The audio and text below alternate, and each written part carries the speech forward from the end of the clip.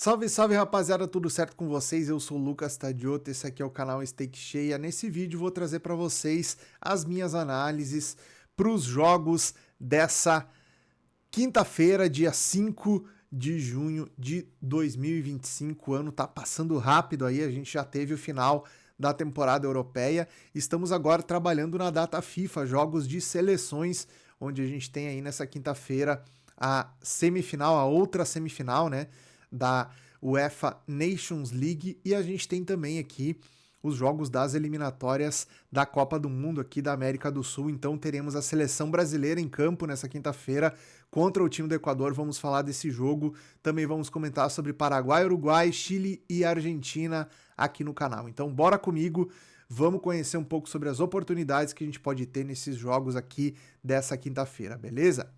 Bom, vamos lá. Começando então aqui às 16 horas com esse excelente jogo entre Espanha e França. Temos aqui duas equipes campeãs do mundo, né, que vão se enfrentar para descobrir quem será o adversário de Portugal na final da Liga das Nações Europeias. Aí um campeonato novo, né, tá na sua terceira edição agora aí a Liga das Nações, segunda ou terceira edição, se não me engano. E a gente tem mais uma vez aí Espanha e França chegando, né, entre os semifinalistas da competição para disputar a vaga de quem enfrenta a seleção portuguesa que se classificou hoje, batendo a Alemanha por 2-1, né, a seleção de Portugal que não era favorita nesse confronto, mas acabou conseguindo vencer a Alemanha num jogo muito eficiente, onde conseguiu aproveitar as oportunidades que criou para fazer gols, né? Acabou aproveitando e passou de fase, né? Foi para a final e agora a gente tem aqui a Espanha contra a França para decidir o outro finalista, né? O histórico de confronto entre essas equipes aqui traz um certo favoritismo para o lado da equipe espanhola, embora a gente tenha um momento melhor da equipe francesa aqui dentro do contexto de enfrentamento dessas duas equipes, tá? O que interessa pra gente nesse cenário aqui? Olhar um pouco de como as duas equipes se comportaram nessa competição para chegar até essa semifinal, né? A gente tem um histórico aqui da Espanha vencendo a Suíça nas quartas de final, vencendo a Dinamarca nas oitavas de final, venceu também a Sérvia anteriormente aqui pela Nations League. Então a gente tem aqui um histórico de confrontos do time espanhol contra seleções de bom nível aqui que vinham praticando um bom futebol, né? Destaque para a seleção da Dinamarca aqui que fez um jogo bem difícil para a Espanha, né? A Espanha conseguiu uma vitória apertada aqui contra a Dinamarca e depois, posteriormente, que passou pela seleção da Holanda, né? Foi passar pela Holanda nos pênaltis, né? E aí assegurou a vaga para jogar contra a França. Já do lado da França, a gente teve aqui uma equipe que bateu a Itália, ou seja, um confronto extremamente tradicional. Aqui venceu a Itália com facilidade. Depois pegou a Croácia nas quartas de final e foi passar também só nas penalidades, né? Perdeu para a Croácia a primeira partida por 2-0 e venceu a segunda por 2-0 também. E nos pênaltis passou fazendo 5-4 nas penalidades. Então a gente tem aqui Espanha e França. Pegando um retrospecto aqui das duas equipes, a gente tem a França sem tomar gol nos últimos 3 jogos que disputou, né? As duas equipes foram under 2,5 gols nas últimas em 6 das últimas 8 partidas, né? Abaixo de 4,5 cartões em 9 das últimas 9 partidas e abaixo de 10,5 escanteios em 4 das últimas 5 partidas. Então, temos aqui equipes com característica de um jogo mais under, tá? Naturalmente, a gente vai ver essas equipes criando um volume de jogo interessante, mas não necessariamente transformando isso em chances de gols. Primeiro porque a característica dos times, desses dois times aqui, é ter um volume maior de posse de bola, mas não necessariamente agredir o adversário com chances criadas, né? Temos aí, por exemplo, a própria seleção de Portugal classificou, a seleção da Alemanha, a seleção da Inglaterra, são seleções que têm maior efetividade em relação às chances criadas. Esses dois times aqui têm um volume de jogo maior, mas não necessariamente convertem esse volume em chances de gols, tá? Temos aqui a Espanha a 18 partidas sem perder, tá? A Espanha é um time over 2.5 em 5 das últimas 5 partidas. É um time ambas marcam em 4 das últimas 5 partidas. É o primeiro a marcar em 7 das últimas 7 partidas. Então a gente tem aqui a Espanha sendo um time um pouco mais over do que a França nesse retrospecto, levando em consideração todas as competições, tá? Aqui a gente tem não só a Nations League, mas tem também outras competições aqui misturadas, tá? Então, a gente pode fazer um balanço aqui levando em consideração esses números, que pode ser um jogo interessante para a gente trabalhar alguma coisa em relação a mercado de gols, depois que a gente tiver o placar aberto, a exemplo do que foi a semifinal entre Alemanha e Portugal. Com esse jogo 0-0, vai ficar muito difícil da gente buscar um cenário de gols, tá? A odd do over 2,5 tá pagando 2 nesse momento, tá? Então não tá nenhum absurdo de excelente, mas também não tá muito ruim. É uma odd que a gente consegue trabalhar. Se essa odd estivesse aí abaixo de 1,60, eu não recomendaria operar nesse mercado, tá? Mas aqui temos uma oportunidade interessante para trabalhar gols, desde que alguma das equipes abra o placar cedo dentro do jogo. Aí teremos uma janela de oportunidade interessante para gols, tá? O que eu sugiro que a gente pode fazer nesse tipo de confronto? Tentar pegar uma janela de superioridade de alguma das equipes e operar contra o time que está pior em campo naquele momento, tá? A gente pode ter isso por parte do time da Espanha, mas é muito mais provável que a gente tenha um momento assim do time francês, tá? Destaque para esse tipo de confronto aqui, que eu gosto de deixar sempre frisado para vocês, tá? A gente tem aqui no time da França um meio ofensivo aqui de muita velocidade. O Olise, o Mbappé e o Kolo Muani são jogadores rápidos e de qualidade na finalização. Então, não necessariamente o histórico um pouco mais over da França vai trazer pra gente um time aqui que não seja perigoso quando tiver a posse da bola no campo ofensivo, tá? Então, se você for trabalhar um leia França nesse tipo de situação, leve muito em consideração que você pode estar exposto a contra-ataques muito rápidos e a situações que vão gerar uma bola parada e, consequentemente, uma desvalorização do seu preço. Você vai ter que fechar essa posição no head para não pagar essas bolas paradas, tá? Eu não recomendo que você compre bolas paradas contra a posição aí, nem da França e nem do time espanhol também, certo? Então, basicamente, o trabalho vai se concentrar em explorar os melhores momentos de cada equipe aqui, trabalhando contra o time que estiver pior em campo, numa janela de oportunidade que eu não imagino que dure tanto tempo, tá? Então essas correções aqui não serão correções longas. Caso a gente consiga pegar um gol a nosso favor aqui, será excelente, mas não vai ser esse o objetivo inicial. O objetivo é buscar justamente a correção de odd aqui, sendo que o mercado ainda não escolheu de fato aqui um favorito no jogo. Temos a Espanha a 2,35 e a França a 3,10. Beleza? Então, é um jogo muito mais para a gente explorar oportunidades ao vivo aqui. Eu vou estar trabalhando no meu Telegram. Se você não me segue no Telegram, o link está aqui na descrição do vídeo. É só você clicar ali que você acessa o meu canal. É gratuito e por ali a gente consegue interagir. Você consegue interagir ali no canal e a gente consegue compartilhar as nossas visões em relação ao jogo que está acontecendo. Beleza? Essa foi a minha análise, então, para a semifinal da UEFA Nations League. Antes de falar dos jogos que a gente tem aqui das eliminatórias sul-americanas, eu gostaria de pedir a você que não é inscrito aqui no canal que, por favor, se inscreva. Isso ajuda muito o canal a continuar crescendo e para você se inscrever é só clicar num botão e vai me ajudar muito aqui a crescer com o conteúdo aqui do canal. Deixa um like também no vídeo se você gosta desse tipo de conteúdo que eu trago aqui para vocês e ativa o sininho para receber notificações. Sempre que eu trouxer um vídeo novo, você vai ser notificado aí. Maravilha?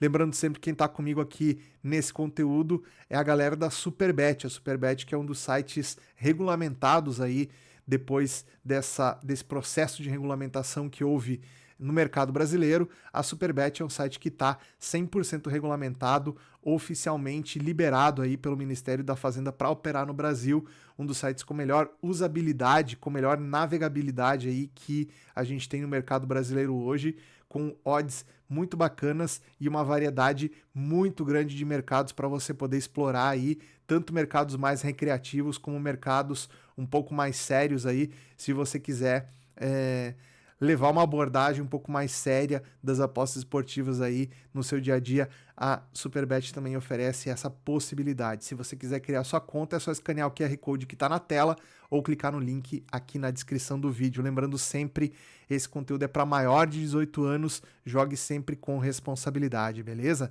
Bom, vamos falar então dos jogos aqui que a gente tem nas eliminatórias sul-americanas, começando às 8 horas da noite, com Paraguai e Uruguai. A gente tem aqui na tabela das eliminatórias o Uruguai ocupando a 3ª colocação e o Paraguai na 5ª colocação, certo? O Paraguai com 21 pontos e o Uruguai também com 21, então a pontuação dos dois é muito próxima. Tem o Brasil entre eles também com 21 pontos, né? O que está diferenciando aqui as 3 equipes é o saldo de gols, tá? Então, para a seleção brasileira seria interessante um empate entre esses dois times aqui, porque com os dois empatando e o Brasil eventualmente vencendo, o Brasil pode ir a 24, passa as duas equipes aqui, passa também o Equador e vai para a vice-liderança das eliminatórias, tá? Então esse jogo é importante para o Brasil, a seleção brasileira vai ficar de olho no resultado desse confronto aqui entre Paraguai e Uruguai, porque podemos aí ter a possibilidade do Brasil subindo posições aí nas eliminatórias, tá? Falando um pouco dessas duas equipes que vão se enfrentar, a equipe do Paraguai é uma equipe que tecnicamente não é tão qualificada quanto a gente já viu em outros anos, tá? É uma equipe mediana, dá pra gente dizer. Tem uma média de idade relativamente alta, né? São jogadores aqui acima de 27, quase 28 anos, né? A equipe do Uruguai é relativamente mais jovem, né? 27,9 anos de idade na média, né? Então a gente tem 26,9 anos de idade, então a gente tem uma equipe com 26 anos de idade, outra equipe com quase 27 anos de idade, quase 28 anos de idade de média. Então a equipe do Paraguai é relativamente um pouco mais experiente, né? Para chegar nessa média, obviamente, tem alguns jogadores aí de 34, 35 anos, né, que vão fazer com que a dinâmica de jogo desse time seja um pouco mais lenta em relação à transição de bola da defesa para o ataque, né? Então a gente tem que levar em consideração também essa mecânica de jogo que o time paraguaio deve colocar em campo, né? Tem alguns jogadores conhecidos aqui no futebol brasileiro, como é o caso do Isidro Pita, por exemplo, atacante titular do Paraguai, que joga no Red Bull Bragantino, né? Não é titular no Bragantino e é titular na seleção do Paraguai, então por aí a gente já pode ter ideia mais ou menos de como essa seleção do Paraguai não tem assim grandes nomes, né? Nomes de relevância. Outro nome conhecido da gente aqui é o goleiro Gatito Fernandes, goleiro que era do Botafogo, né? Pertenceu por bastante tempo ao time do Botafogo, hoje está no Cerro Porteño, né? Então a gente tem por aí alguns jogadores conhecidos, mas nem de longe é uma seleção tecnicamente tão qualificada quanto é a seleção do Uruguai, que tem jogadores também conhecidos, mas jogadores aí a nível de Europa, né? Tem o Piquerez, por exemplo, do Palmeiras, tem o Varela, que é do Flamengo, tem o Arrascaeta, que é do Flamengo, tem o Pelistri, que é do Panathinaikos da Grécia, jogou na Inglaterra há bastante tempo, tem o Bentancur, que é do Tottenham, tem o Ugarte, que é do Manchester United. Então temos jogadores aqui jogando na primeira linha dos clubes europeus, né? Então, embora venha vindo aí de uma reformulação o time do Uruguai, a gente tem aqui jogadores de melhor nível técnico, digamos assim, do que a equipe do Paraguai. Então, nesse enfrentamento aqui, não só pela condição na tabela, mas também pelo fato de termos aqui a equipe do Uruguai tecnicamente como um time melhor, acredito que esse preço aqui do Paraguai como favorito Obviamente tem a ver com o fator casa, tem a ver com a necessidade também de vitória do time do Paraguai para conseguir melhorar sua condição na tabela aqui, embora a gente tenha até a sexta colocação das eliminatórias, vai direto para a próxima Copa do Mundo, né? Então o Paraguai tem folga aqui dentro das equipes classificadas, né? Mas é importante para o Paraguai tentar somar mais pontos e melhorar a sua condição na tabela. Isso vai fazer com que o time paraguaio se sinta mais seguro e mais tranquilo nessa reta final aí dos jogos de eliminatórias, tá?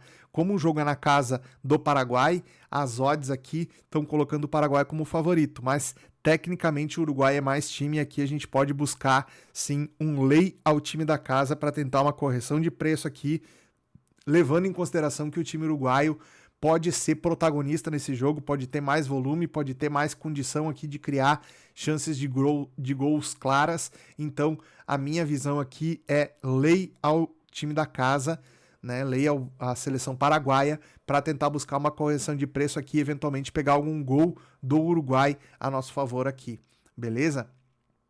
Depois, nesse mesmo horário, a gente tem o jogo da seleção brasileira contra o Equador. Tá? Seleção brasileira mesmo fora de casa é favorita com odd 2.05 e o Equador odd 3.80. Se você buscar na bolsa esportiva, você vai encontrar odds um pouco melhores aqui das duas equipes, mas o que a gente tem aqui para essa partida? Fato novo é a estreia do Carlo Ancelotti como treinador da seleção brasileira. A gente vai comentar muito isso, né? A gente teve aí a escalação do Brasil não muito diferente do que a gente vinha tendo dos outros treinadores, tá? Eu acho que isso tem muito a ver com o material disponível que a seleção tem em mãos.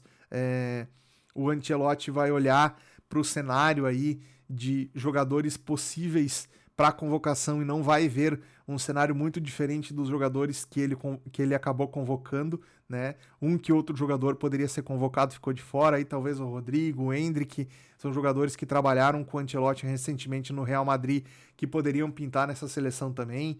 Algum que outro jogador aí do futebol brasileiro também, que vive boa fase, poderia estar nessa seleção. Mas assim, sem discutir nomes, o que a gente tem de seleção brasileira hoje é uma equipe que tecnicamente deveria sobrar em relação à equipe do Equador, por exemplo, né? O Equador que tem alguns desfalques importantes, depois a gente vai falar um pouco do time equatoriano, mas falando ainda da seleção brasileira aqui, a gente tem um time que não necessariamente precisa de muito mais organização para sobrar contra a equipe do Equador aqui, porque a diferença técnica dos dois times é realmente muito grande, né? E a gente tem aqui jogadores na seleção brasileira que fizeram uma temporada muito boa na Europa, tá? Citando alguns aqui só pra gente falar, o Marquinhos pelo PSG foi recentemente campeão da Champions League, né, com o PSG. A gente teve o Alisson que foi campeão da Premier League aqui com o Liverpool, né? A gente tem aqui Bruno Guimarães foi campeão com o Newcastle também, né? A gente tem o Richarlison que foi campeão com o Tottenham, né? Fora isso a gente tem o Gerson aqui no Flamengo jogando em grande fase, o Estevão jogando em grande fase, o Vinícius Júnior jogando em grande fase, a gente tem aí o Rafinha que foi campeão pelo Barcelona, também está suspenso, não vai jogar nesse jogo contra o Equador, mas na próxima partida provavelmente vai ser titular, né? Então a gente tem aqui jogadores em excelente nível técnico na seleção brasileira. Do lado da seleção do Equador, dois desfalques importantíssimos aqui, Gonçalo Plata, jogador do Flamengo que acabou lesionando aí também, e o Ener Valencia, jogador do Internacional, que é o principal artilheiro da seleção equatoriana, sempre que joga com a camisa do Equador faz gols, não vai estar disponível nesse jogo, então são dois desfalques muito importantes na seleção equatoriana, tá? O time do Equador jogando dentro da sua casa é um time forte, tá? É um time que a gente não pode desconsiderar aí a qualidade do time, mas vai ser um jogo em Guayaquil, ou seja, o Equador não vai levar esse jogo para Quito, não vai levar esse jogo para altitude, onde seria mais complicado da seleção brasileira conseguir desempenhar o bom futebol. Então, o time equatoriano não quis colocar o ingrediente da altitude aqui para dificultar a vida da seleção brasileira. Se o Equador tivesse numa situação complicada, provavelmente utilizaria esse artifício, né? Utilizaria esse recurso, escolhendo uma cidade com altitude aí de 2.500 metros para mandar o seu jogo, né? Como o Equador está na segunda colocação aqui das eliminatórias, não está assim correndo grande perigo. Um empate para o Equador aqui é um excelente negócio, mantém o time bem colocado aqui nas eliminatórias, então o risco do Equador não ir para a próxima Copa do Mundo ele quase inexiste, tá? Então o Equador joga muito tranquilo em relação à pressão para conseguir somar pontos, tá? Quem está mais pressionado aqui, de fato, é a seleção brasileira, para mostrar um bom trabalho na estreia do Carlo Ancelotti como treinador, né? E alguns jogadores aqui que estão tendo novas oportunidades para poder mostrar o seu futebol na seleção brasileira aparecerem aqui. Então, de fato, esse é um jogo muito interessante para a gente acompanhar nesse sentido.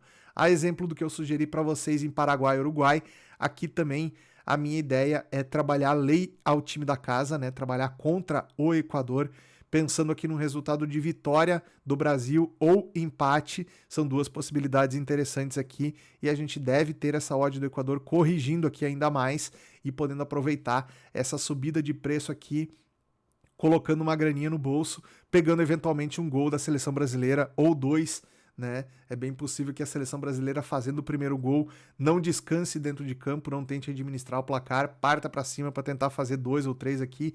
Então a gente tem um cenário interessante para trabalhar lei a equipe da casa nesse confronto entre Equador e Brasil.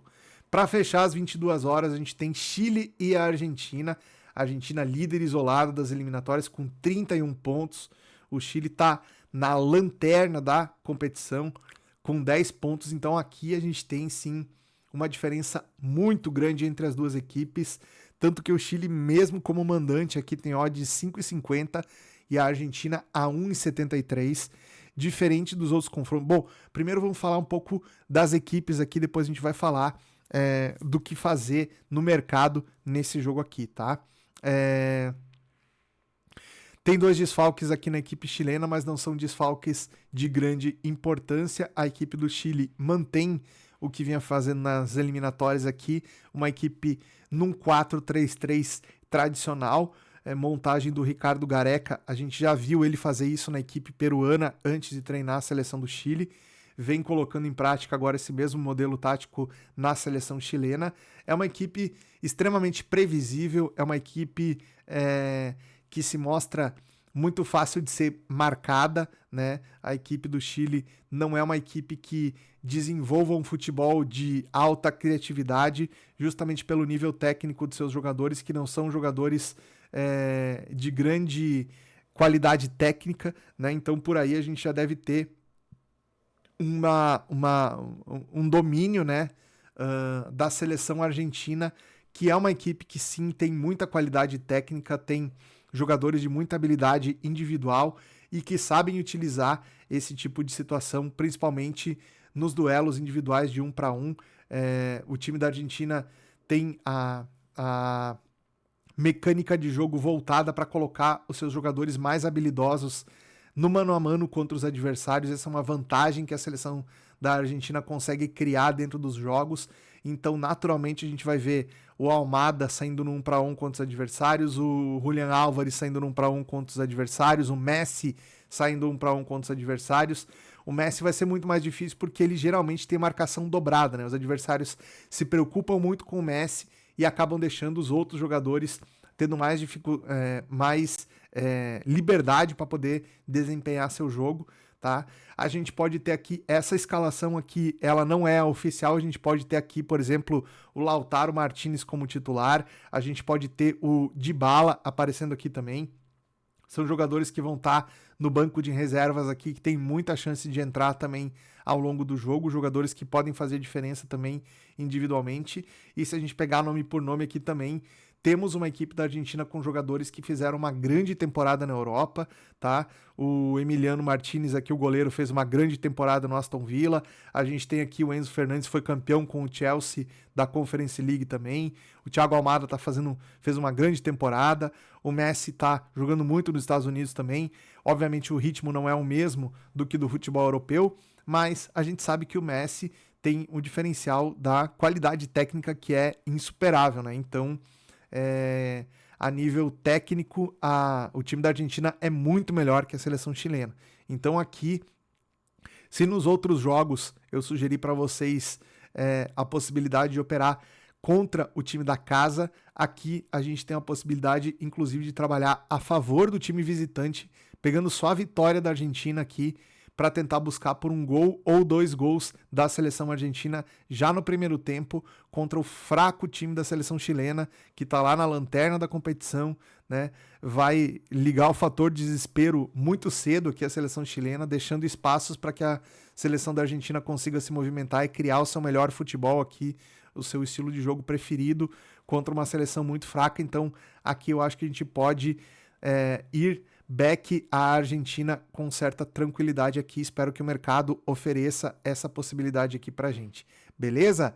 Tá feitas as análises então aí para os jogos dessa quinta-feira.